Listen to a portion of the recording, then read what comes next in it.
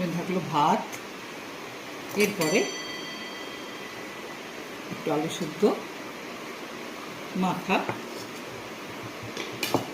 এরপরে একটু চুপি ভাজা। চুপি ভাজা মানে চাল কুমড়ার ছালটাকে আমরা চুপি বলি, এটা চুপি ভাজা।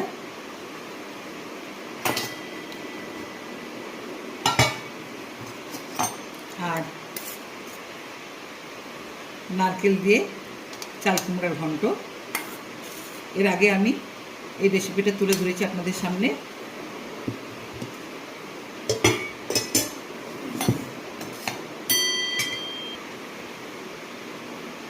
কই মাছ দিয়ে, আলু দিয়ে, পেঁপে দিয়ে একটি স্বাস্থ্যকর ঝোল। তো এই আজকে আমাদের লাঞ্চ থালি। আর এই ঝোলটাতে আমি কিন্তু